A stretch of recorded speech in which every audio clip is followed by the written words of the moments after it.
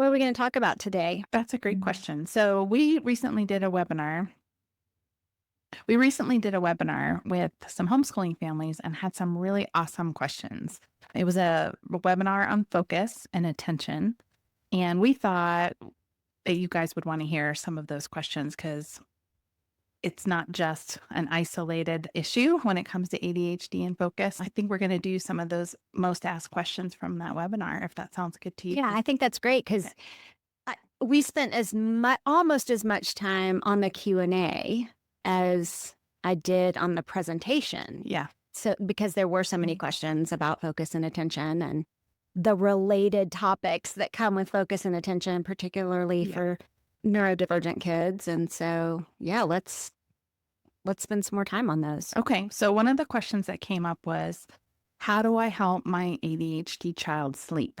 Which was a fascinating question. Yeah, it's interesting. I get that question almost every time I do a presentation on ADHD. And I actually have a section on sleep when I give presentations on ADHD because it is a big issue. And we know that kids with ADHD typically either fall asleep later and wake up earlier, or have a harder time falling asleep or staying asleep, or all of the above, right? There seems to be sleep disruption of some sort in ADHD. And so it's a big topic. And I know that at the end of the day, you've been parenting sometimes what we would call a challenging child all day, and you're exhausted and you're ready to go to bed as a mom or dad. And to have your child also not be ready to go to bed is frustrating. And so I think that we could start there with Okay. when parents are stressed and frustrated and emotionally dysregulated at bedtime. Emotions are contagious. We have these smart cells in our brains called mirror neurons. You know how when you yawn, somebody else will yawn? That's mirror neurons in action. And mirror neurons are strongest among people who care about each other. So the parent-child relationship, those mirror neurons are going to be super strong. And so emotions are contagious. So when we're emotionally dysregulated, when we're angry or we're frustrated and we're exhausted, and that's showing and we can't regulate our own emotions because our child won't go to bed or stay in bed, then that's going to dysregulate our child and make the bedtime routine that much more challenging. So it starts with us. We have to be willing to recognize, that bedtime takes a little bit more effort no matter what when we have a neurodivergent child. And so we just have to build that into our day as, okay, this is just like the breakfast routine. This is just like the homeschool lessons that we might be doing, or driving to school, or going to after school activities. This is just like dinner time, or, that family time after dinner. Bedtime is yet another part of our day, and not the very end of our day that we can just rush through, get in bed so that we can then collapse. So I think it starts with this little bit of a mindset shift as parents, that if we want bedtime to be more successful, we have to come into it with this commitment of saying, I know this is going to be a hard hour, but this is my opportunity to continue connecting with my child, and maybe the closest connection I have with my child all day. And so what can I do, right, to strengthen the connection of my child while at the same time getting through the bedtime routine so that we all end the day emotionally regulated? You had brought up a great point during the webinar, and that you said you have to know as a parent if your child is a sensory seeker or sensory avoider. Will that affect the kind of routine that you put together to help them have that successful bedtime? Yeah, absolutely.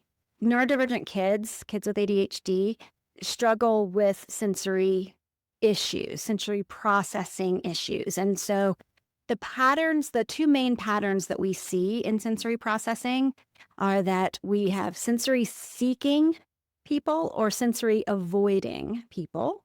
So for children who are sensory seekers, these are the kids who run laps around the house. These are the kids who literally take a running dive into the couch cushions. They are seeking proprioceptive input from the environment.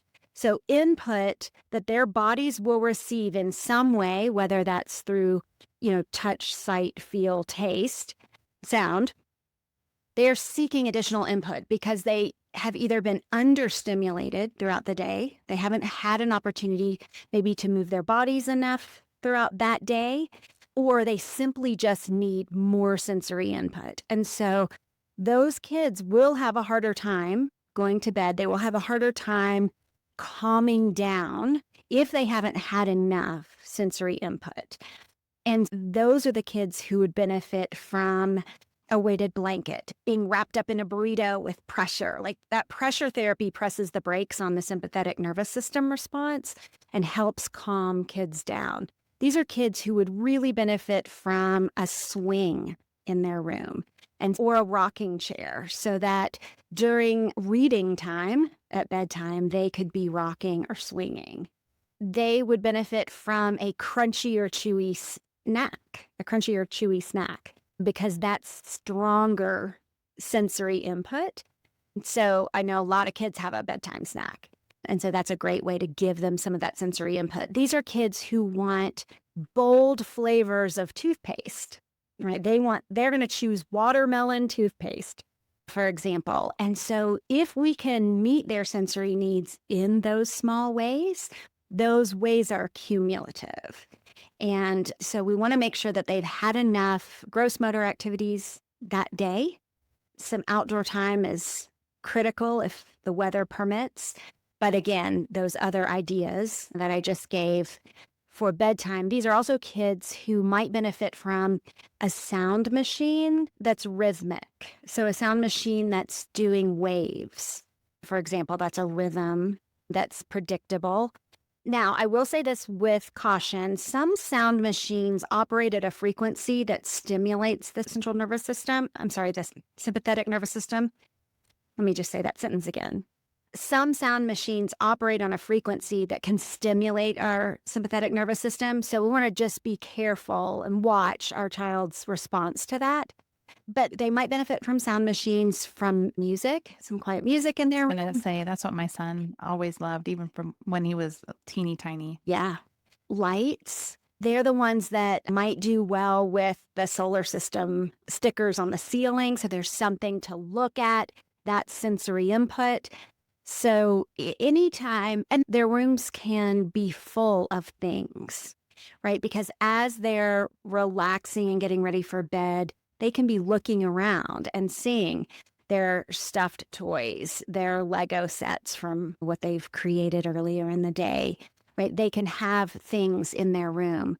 Their blankets could have textures like Minky dots, right? Something to feel. And so that's a great way to meet the sensory needs of kids who are sensory seekers. But then we also have kids who are sensory avoiders. And those are kids who can be overstimulated throughout the day. And when they're overstimulated throughout the day, you might see emotion dysregulation at bedtime because they really need the opposite. And so these are kids who would benefit from a darker room, a room that has bedding that's very soft. We want to cut the tags out of their pajamas because they're very sensitive to texture. And so just the tag alone that itchiness of the tag can be annoying enough to throw a child into fight or flight.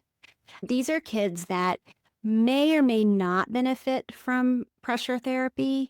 So it would need to be lighter. So instead of a weighted blanket, maybe one of those weighted stuffed animals. Have you seen that? They're amazing. My youngest child still has a weighted stuffed animal in his bed, and he's in college.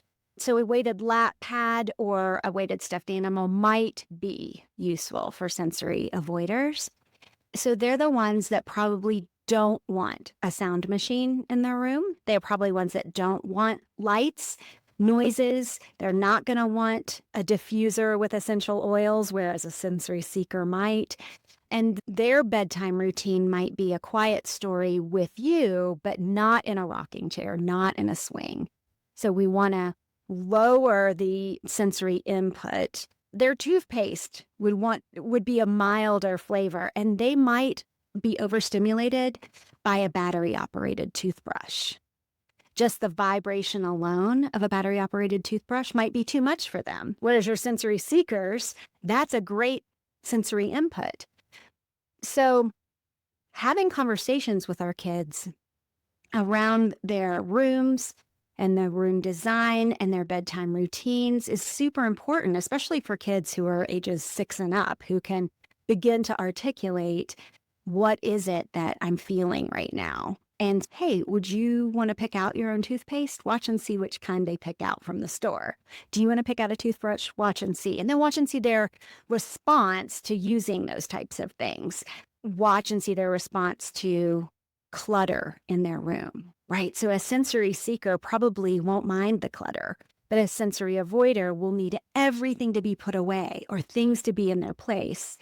Some kids want their sheets and blankets tucked in around them, but sensory avoiders may not. I know if my sheet is too tight on my feet, then I can't fall asleep. I need it loose so that it isn't putting pressure on Or me. they want like just a sheet, something really Yeah. light versus something heavy like a comforter. Yeah.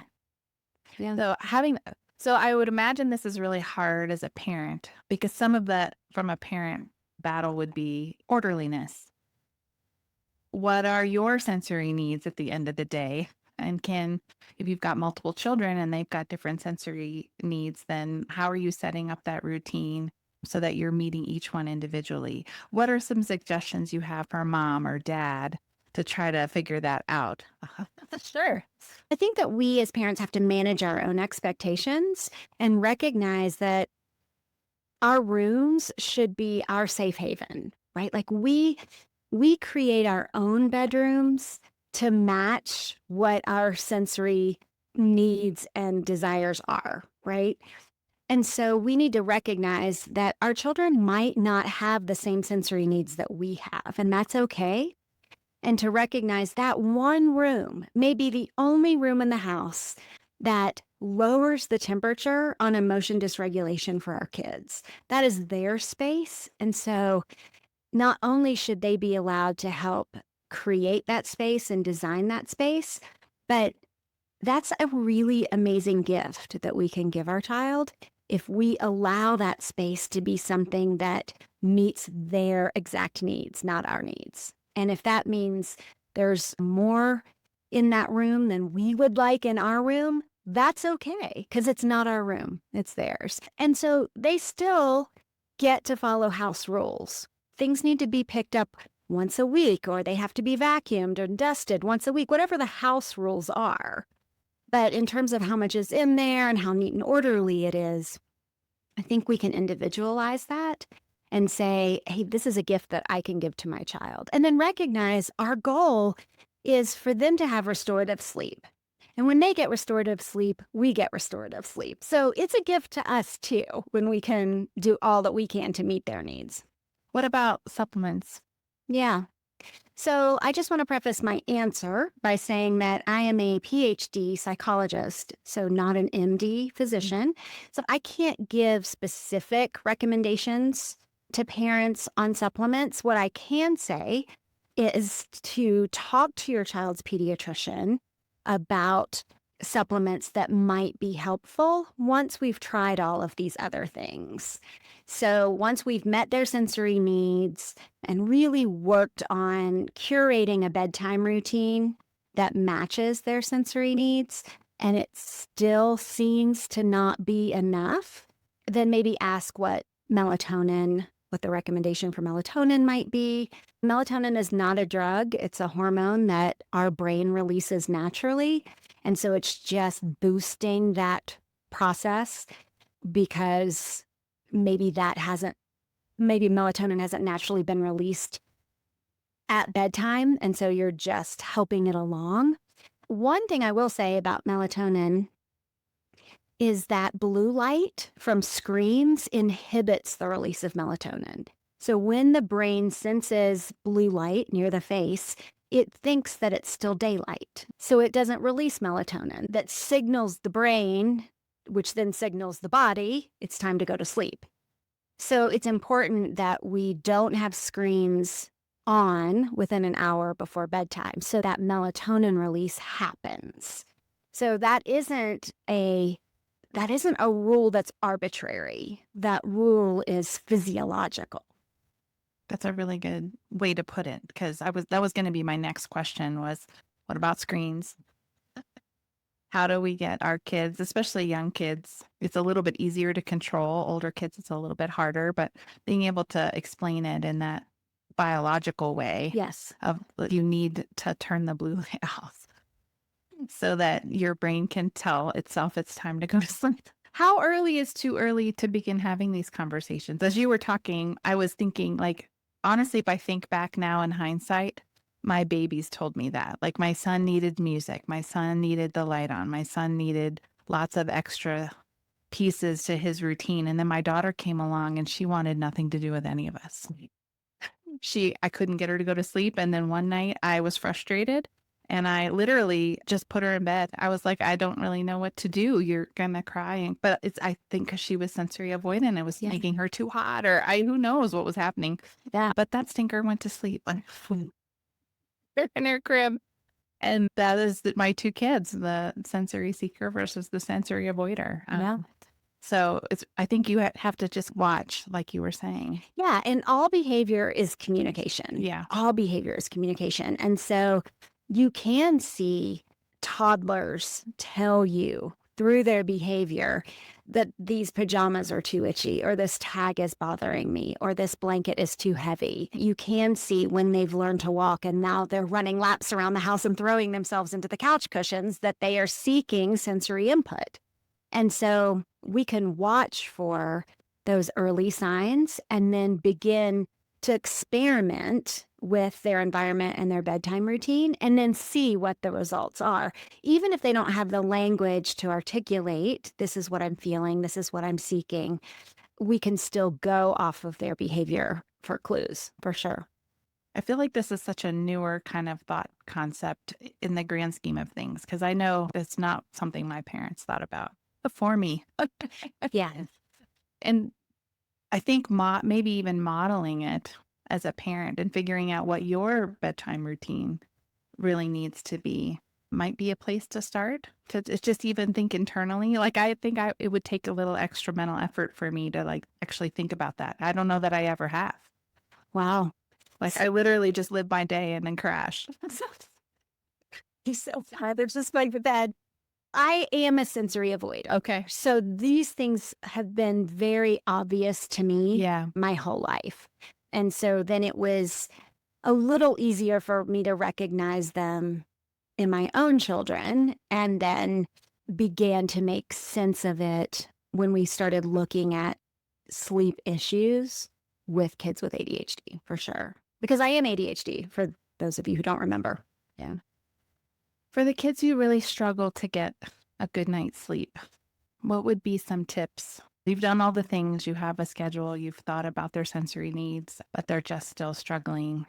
What would you share with moms and dads? Yeah, I think when you've done all the things, then it might be time to seek out a pediatric sleep specialist or a psychologist who specializes in a special kind of cognitive behavioral therapy called CBTI, which is cognitive behavioral therapy dash insomnia. And they may have some additional strategies for identifying what might be causing the sleep problems. Many times there might be fear and anxiety happening during the day that is creating this fight or flight pattern in the brain. And so it's very difficult to shut that pattern off at night. And for a child who is experiencing anxiety, maybe school anxiety, health anxiety, they will begin worrying about the next day the night before. And so that is certainly a common sleep disruptor. So a little bit of therapy can help identify if that's what's happening, and then some strategies for working on the anxiety that might be experiencing at bedtime. One of the strategies that I use with adult clients who are experiencing anxiety at bedtime is to schedule their worry time. And bedtime is not a great time to worry because we do need to sleep. And so I tell them, hey, you need to pick an hour during the day or early in the evening when you can sit down with your worries and try to reason through some of the alternatives and options. But that's harder to do with kids, especially young kids. Their prefrontal cortex isn't fully developed. They can't necessarily hold all of the alternatives in their mind at the same time, especially if they have working memory deficits. And so they may need some additional strategies specific to kids. Do parents need to consider the medication side effect factor if their child is on medication for ADHD and how it's impacting sleep? Sure, there are lots of different side effects that kids experience. Some central nervous system stimulants actually make kids drowsy, but some do cause sleep disruption too. So, if the child is on medication, that could certainly be something that you look at. Hey, how late in the day are we taking medication? And if we back that up, does that help? So, experimenting with that might be something to talk to the pediatrician about as well. When we need to think about this, and maybe this would be a good last point to end on, other than our own sanity as parents and the sleeping piece, sleep is really important for our kids and learning. So why don't we end there Yeah. on this topic about why we need to figure this piece of the puzzle out for them? Yeah. The brain is just an amazing organ, isn't it? So, sleep actually cleanses the brain. The way it works is that during the day, we use up neurotransmitters. Those are the chemical messengers that help our neurons communicate. And as we use up those neurotransmitters, they leave behind toxins. And so sleep actually helps cleanse those toxins that do build up during the day. And it does that by releasing cerebrospinal fluid that washes the brain. And so it's like putting our brain through a car wash. And so if we aren't getting restorative sleep, then our brain can't go through that cleansing process and those toxins begin to build up. And when they build up, then our neurons can't communicate as effectively. And it can have other neurological impacts with long-term sleep problems. But from day to day, one night of poor sleep can impact thinking and learning the next day in the classroom. It can impact dopamine receptor sensitivity. It can impact emotion regulation ability. So there's a domino effect to not getting enough sleep, even just one night. And especially for our kids with ADHD, that learning cycle is disrupted anyway. And so trying to figure out that sleep factor just becomes all that much more important because we don't want to set them up for failure on that learning cycle because it's already harder for them. Yeah, absolutely. And I think that when we go back to the original point that we talked about and how it starts with us, like when we can take all of this understanding and develop a little bit of empathy for our child's struggle, then maybe that can help us be a little bit more patient at bedtime. It can help us say, look, this is really important that I do everything I can to help my child get restorative sleep so that he can regulate his emotions tomorrow, so that his dopamine receptors are more sensitive, so that his reward pathway works better, so that he can think and learn and focus and remember better. That has a domino effect too, right?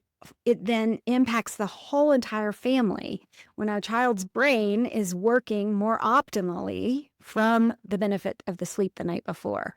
So then when we come at bedtime, we can say, okay, what does my child need in order to maximize his sleep quality, which will then increase our connection and increase the quality of our family time as well. Yeah. And don't be afraid to set boundaries, I would think, as a parent, and make it a huge priority for everyone, that everyone figures out what's best for them in the sleep department. Yeah, absolutely. And we've talked about that saying that fair doesn't mean everyone gets the same thing. Fair means everyone gets what they need. And so everyone has different needs at bedtime, as we talked about. And so being able to work through what all those individual needs are is part of that process of saying, I'm going to be fair because I'm meeting the needs of my individual children. Yeah. I think if we answered that question, and hopefully that was super helpful to you, It's a nuanced question. Your individual child, you get to be the investigator and figure out what works best for them. Yeah. But hopefully you got some ideas and some tips and tools to help you on that process.